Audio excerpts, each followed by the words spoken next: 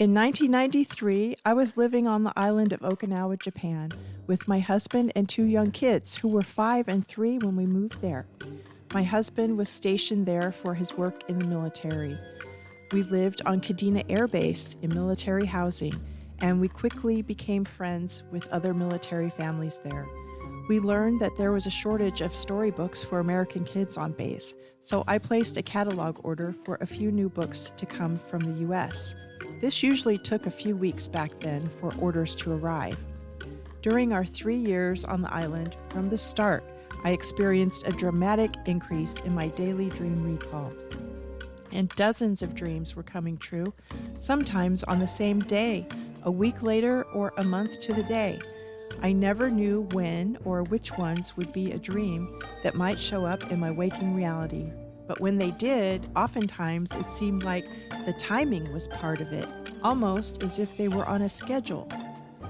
The further out the events showed up in my waking reality, the more I relied on my journals to remind me what I had dreamed. But when they were the same day or within a few days, the discovery of the event showing up filled me up with an indescribable energy.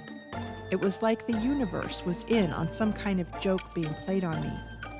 I almost felt like a pawn at times, wondering what the next joke was going to be.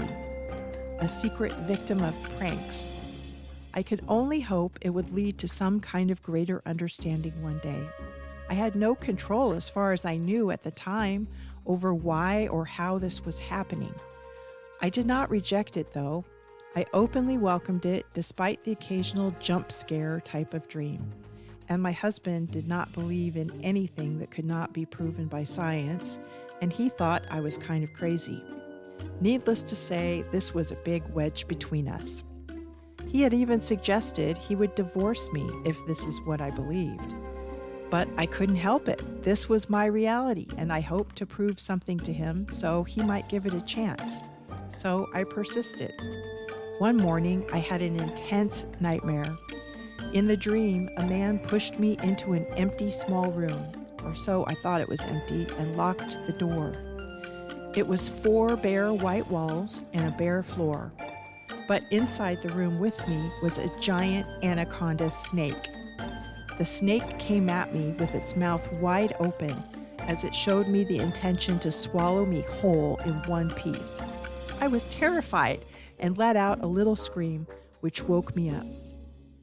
I dutifully wrote down my dreams, including the nightmare, in my journal, as I did every morning, and got my kids ready for school. After I picked the kids up from preschool, we stopped at the post office to get our mail. Our new order of children's books had arrived. Later that night, when the kids were tucked in their bunk bed, I pulled out a couple of books from our box to read for bedtime. The first one was a big book about animals.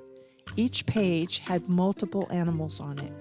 Each page was from a different region in the world and showed a few facts about each animal.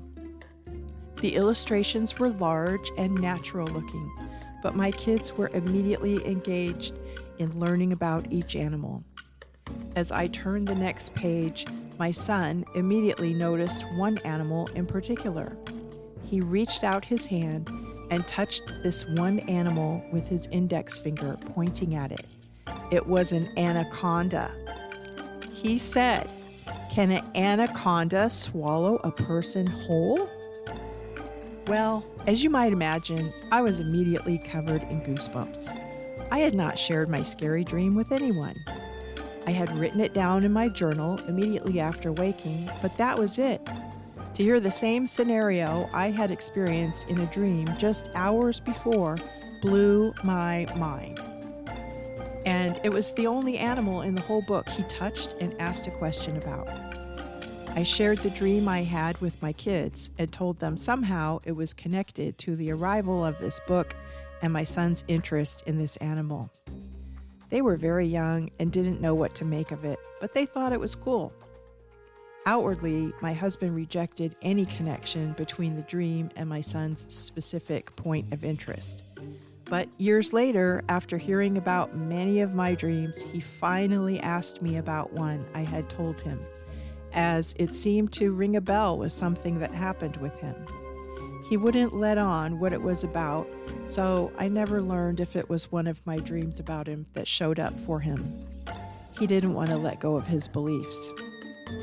There are going to be many more stories like this one on my channel, so if you want to see more videos like this, please help support my channel by liking and subscribing. Hit that subscribe button now and leave a comment below. Perhaps share a dream of your own with us. I'll be checking out the comments below. If you want to learn even more, there is a link to my book in the description below for Sleeping with Spirit, A Journey with Psychic Dreams. I hope you found this of interest, and thank you so much for watching. I'll see you next time. Sweet dreams.